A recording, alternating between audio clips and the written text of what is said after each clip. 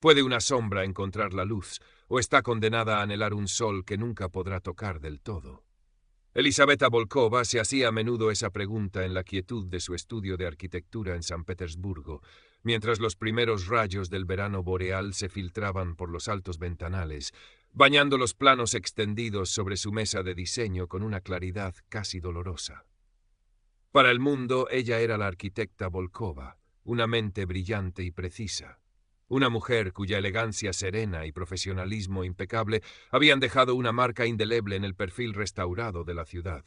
Sus diseños, ya fueran restauraciones de palacios decadentes o audaces inserciones modernas en el tejido histórico, eran celebrados por su inteligencia y su respeto por el alma de piedra y agua de San Petersburgo.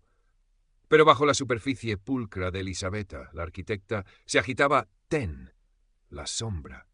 Un eco de un pasado que había intentado enterrar bajo los cimientos de su nueva vida. Hoy revisaba los planos del Fénix Molodói, un centro cultural y taller de oficios para jóvenes en un distrito obrero cerca del Neva, un proyecto que había abrazado con una pasión inesperada.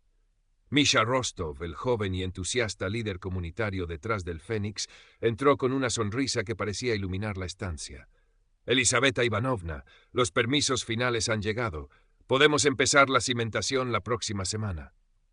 Su voz vibraba con la energía de la juventud y la esperanza. Elisaveta le devolvió una sonrisa controlada, pero genuina. Excelentes noticias, Misha. Tu perseverancia ha dado frutos. Le gustaba Misha. Su idealismo era un bálsamo para un cinismo que ella combatía a diario. Él representaba todo lo que ella aspiraba a proteger, todo lo que su vida anterior amenazaba con destruir. Mientras discutían los últimos detalles, la mirada de Elisaveta se desvió hacia la ventana. Abajo, en la calle adoquinada, dos figuras imponentes en motocicletas ruidosas, con chaquetas de cuero adornadas con la insignia de un escorpión amenazante, se detuvieron brevemente frente a una pequeña panadería. Observó su lenguaje corporal, la forma en que el dueño de la panadería se encogía, la rapidez con la que les entregaba un sobre. Un escalofrío recorrió la espalda de Elisaveta, no de miedo, sino de un reconocimiento gélido. Los Nochni Scorpioni, los escorpiones nocturnos, estaban extendiendo sus tentáculos. Esa misma tarde, mientras visitaba el solar del futuro Centro Fénix, un terreno baldío que pronto albergaría sueños, vio a dos de esos mismos motoristas intimidando a un anciano que vendía flores en una esquina. Sus movimientos eran calculados, sus voces bajas pero cargadas de una amenaza implícita. Elisaveta sintió como la sombra se removía en su interior, una vieja alerta tensando sus músculos. Desvió la mirada, obligándose a la calma. Aún no. Aún podía ser solo Elisaveta, pero la ilusión de paz se hizo añicos días después. Misha irrumpió en su estudio, pálido y temblando. El pequeño taller de carpintería que utilizaba temporalmente cerca del solar del Fénix había sido destrozado. En la puerta pintado con spray rojo sangre el mismo escorpión y un mensaje: «Paga o arde. Boris Vik lo exige». Vik, el toro. Boris Grishin, el brutal líder de los escorpiones nocturnos. Elisaveta Ivanovna. La voz de Misha era apenas un susurro. Quieren dinero. Mucho dinero. Dicen que todos en el barrio deben pagarles protección. ¿Qué vamos a hacer? Elisaveta lo miró, y en sus ojos jóvenes vio el reflejo del miedo que una vez había sido su compañero constante. Sabía que no podía enviar a Misha a la policía. Los escorpiones tenían tentáculos largos y la burocracia era lenta, a menudo ciega. El toro no esperaría. Y ella, que había construido una fortaleza de respetabilidad y olvido, se dio cuenta de que los cimientos estaban siendo atacados. La sombra, por mucho que la hubiera encadenado, empezaba a afilar sus garras. Proteger a Misha, proteger el Fénix, proteger su frágil paz, requeriría algo más que planos y permisos. Requeriría un lenguaje que ella había jurado no volver a hablar. Elisaveta intentó primero los canales civilizados. Movió sus hilos, habló con contactos en el ayuntamiento, incluso concertó una reunión discreta con el capitán Iván Kuznetsov, un policía de la vieja escuela, con ojos cansados, que lo habían visto todo y una reputación de ser incorruptible, aunque limitado por el sistema. «Señorita Volkova», dijo Kuznetsov, después de escucharla con atención en su austero despacho, «conozco a los escorpiones. Boris Grishin es un problema creciente, pero son como el mercurio, escurridizos. Necesitamos pruebas sólidas, testigos dispuestos a hablar. Y en estos barrios, el miedo cierra muchas bocas». Su tono era de frustración contenida. Le prometió aumentar las patrullas, pero ambos sabían que era una tirita en una herida abierta. Bake, envalentonado por la inacción aparente, intensificó su campaña. Pequeños negocios eran extorsionados, los que se resistían sufrían accidentes. El solar del centro Phoenix fue nuevamente vandalizado, esta vez con mayor saña, maquinaria dañada, materiales robados. El mensaje era claro, nadie estaba a salvo, ni siquiera los proyectos protegidos por la influyente arquitecta Volkova. Fue entonces cuando Elisabetta supo que el tiempo de la arquitecta se había agotado. La sombra tendría que emerger. Comenzó su propia investigación, desempolvando habilidades que creía oxidadas. Las noches de San Petersburgo, con sus canales oscuros y sus patios laberínticos, se convirtieron en su terreno de caza. Observaba, escuchaba, analizaba. Su mente, entrenada para ver las estructuras y debilidades en los edificios, ahora las buscaba en la organización de Bake. Necesitaba una palanca, un punto de quiebre. Activó a un antiguo contacto, Dmitry Sova, el búho, un informante de sus días en la Organizacja de San Petersburgo, un hombre que le debía la vida y que ahora regentaba una librería de anticuario como fachada. Sova, con su red de susurros en el inframundo, le proporcionó perfiles detallados de Bake y sus lugartenientes. Uno llamó su atención. Antomei Sokolov, la serpiente, ex Spetsnaz condecorado en Chechenia, ahora el músculo y sorprendentemente el cerebro táctico de Bake. Un hombre con un pasado de disciplina y honor, ahora ahogado en la brutalidad de una banda. Elisabetta vio en él un reflejo oscuro de lo que ella misma había sido, y quizás una fisura. Un fugaz recuerdo la asaltó. Ella, mucho más joven, moviendo piezas en un tablero de ajedrez tridimensional de poder y traición para el Autoritet que la había acogido y entrenado. La frialdad con la que había ordenado una neutralización, el vacío que había sentido después. Sacudió la cabeza, volviendo al presente. Ese pasado era una herramienta, no una sentencia. El primer enfrentamiento directo fue inevitable. Una noche, saliendo tarde de una reunión en el distrito del Phoenix, dos de los hombres de Bake, brutos sin mucha inteligencia, intentaron arrinconarla en un callejón oscuro, buscando negociar la deuda del barrio. Esperaban una mujer asustada. Encontraron a la sombra. Sus movimientos fueron un ballet letal de precisión y economía.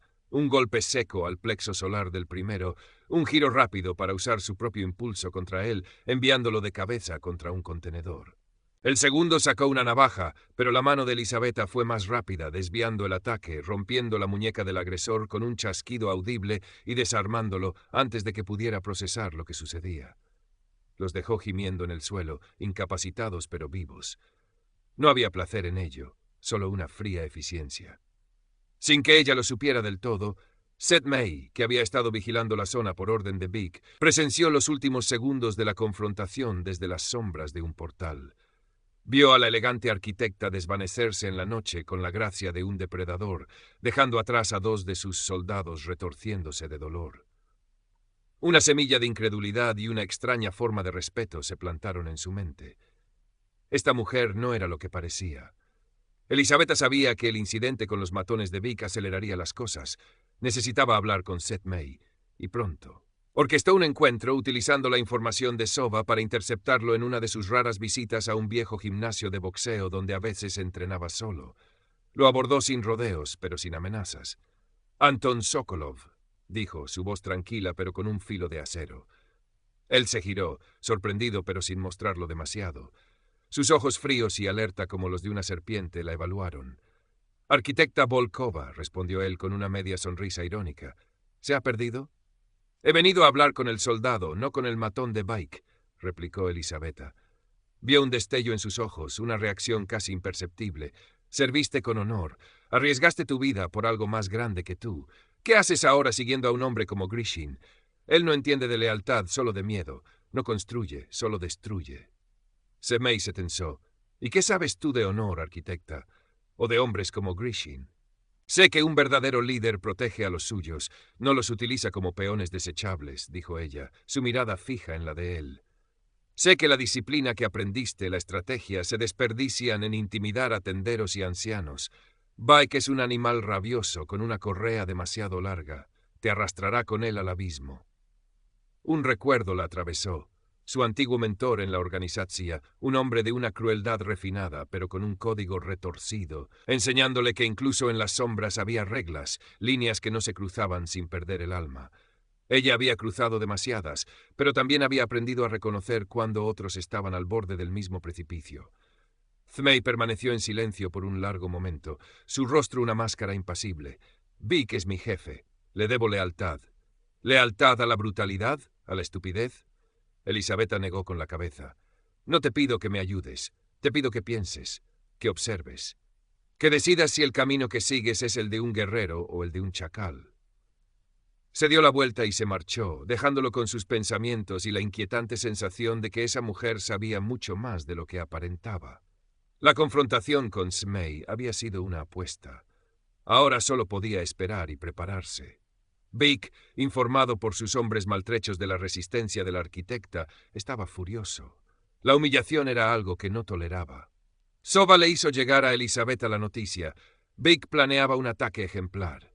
El objetivo, la modesta ceremonia de colocación de la primera piedra del Centro Fénix, un evento que Misha había organizado con la comunidad local para celebrar el inicio de las obras, coincidiendo con las primeras noches blancas de junio. Sería un mensaje sangriento para todo el barrio. Fue entonces cuando Thmei tomó su primera decisión. De forma anónima, a través de un mensaje críptico dejado en un lugar que solo Soba conocería, filtró a Elisabetta detalles del plan de Vic, el número de hombres, las rutas de aproximación, el tipo de mensaje que pretendían dejar. No era una traición abierta, pero sí una grieta en el muro. Elisabetta trabajó febrilmente. Su estudio de arquitectura se transformó en un centro de mando. Los planos del Fénix y del barrio circundante se convirtieron en mapas de batalla. No podía enfrentarlos con fuerza bruta. Eran demasiados. Su arma sería la inteligencia, el entorno, la psicología de sus enemigos. Planeó una defensa no letal pero incapacitante. Rutas de escape bloqueadas en el último momento, cuellos de botella en callejones estrechos, distracciones sonoras y visuales para sembrar confusión, trampas sencillas pero efectivas utilizando los materiales de construcción del solar. Su objetivo era dividir, desorientar y desmoralizar a los escorpiones antes de que pudieran causar daño real. También pasó una nota anónima, detallada y precisa, al capitán Kuznetsov, indicando alta probabilidad de disturbios graves y actividad de bandas organizadas en la ubicación y hora exactas del evento del Fénix. Sabía que Kuznetsov, aunque escéptico, no podría ignorar una advertencia tan específica, especialmente si se confirmaba con un aumento de la tensión en la zona. La noche de la ceremonia llegó envuelta en la luz crepuscular de las noches blancas de San Petersburgo. Una pequeña multitud se había reunido en el solar del Fénix. Misha, algunos jóvenes del barrio, vecinos esperanzados. Elisabetta estaba entre ellos, serena en apariencia, cada nervio alerta. El rugido de las motocicletas rompió la paz. Los escorpiones nocturnos llegaron como una plaga, liderados por un Boris Grishin exultante, listo para aplastar la rebelión. Pero en cuanto entraron en la zona designada, el caos orquestado por Elisabetta comenzó. Una barricada improvisada apareció de la nada, bloqueando la calle principal.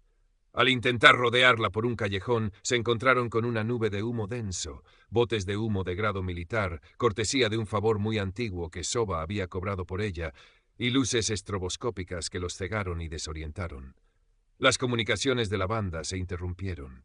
Se separaron, confundidos. Elisabetta, moviéndose como una sombra entre las estructuras a medio construir, dirigía la sinfonía de confusión. No luchaba directamente, sino que guiaba a los grupos de motoristas hacia callejones sin salida, hacia zonas donde el terreno irregular dificultaba el manejo de sus pesadas máquinas. Vic, enfurecido por la resistencia inesperada y la incompetencia de sus hombres, se adentró solo en el corazón del solar, buscando al responsable. Y allí, entre los cimientos del futuro centro cultural, encontró a Elisabetta.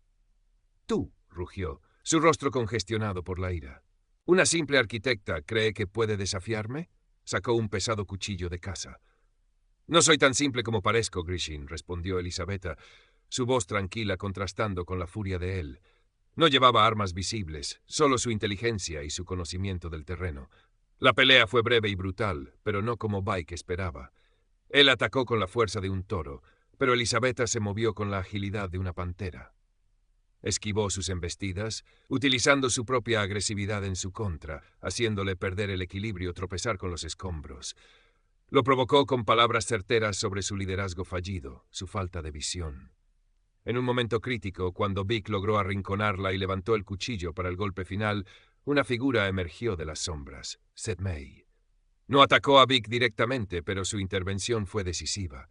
Un grito de advertencia fingido, un obstáculo convenientemente colocado que hizo tropezar a Vic, dándole a Elisabetta la fracción de segundo que necesitaba. Ella no lo desaprovechó. Un movimiento rápido, una llave precisa aprendida en un pasado oscuro, y el cuchillo de Vic cayó al suelo. El corpulento líder de los escorpiones quedó inmovilizado, jadeando de dolor y humillación. Fue entonces cuando las sirenas de la policía llenaron el aire. El capitán Kuznetsov y sus hombres llegaron en fuerza, encontrando una escena de caos controlado. Motoristas desorientados y neutralizados, un Boris Grishin sometido y una arquitecta de aspecto impecable que parecía una simple víctima más, aunque sus ojos contaban una historia diferente. Smey, viendo llegar a la policía, se mezcló con un grupo de hombres de Vic que ya estaban siendo reducidos, su rostro impasible. Su elección estaba hecha, pero el camino por delante sería arduo. Las secuelas fueron rápidas. Boris Big Grishin fue arrestado, sus gritos de venganza resonando vacíos mientras se lo llevaban. Varios de sus hombres también fueron detenidos. Seth May y un puñado de otros que, influenciados por él o simplemente hartos de Bike, no habían participado en la violencia más extrema, se entregaron sin resistencia. El capitán Kuznetsov los interrogó largamente, su mirada deteniéndose a menudo en Elisabetta, que ofrecía su testimonio como una ciudadana preocupada que había tenido la mala suerte de estar en el lugar equivocado en el momento equivocado. Nadie la contradecía abiertamente. Días después, la calma regresó al barrio del Fénix. Las obras del Centro Cultural se reanudaron, esta vez con una nueva sensación de seguridad y unidad comunitaria. Misha, aunque todavía conmocionado, trabajaba con renovada determinación. Elisabetta recibió una visita del capitán Kuznetsov en su estudio. No hubo acusaciones, solo una conversación tranquila. «Una noche muy extraña, señorita Volkova», dijo Kuznetsov, observando un modelo arquitectónico. «Parece que tuvo usted mucha suerte». «La suerte a veces favorece a los preparados, capitán», respondió ella con una leve sonrisa. «Anton Sokolov y algunos de sus hombres están cooperando», continuó Kuznetsov. «Parece que están dispuestos a testificar contra Grishin y desmantelar lo que queda de los escorpiones a cambio de una sentencia reducida. Hablan de un programa de reinserción para exmilitares. Quizás algunos puedan encontrar un camino diferente». Miró a Elisabetta directamente.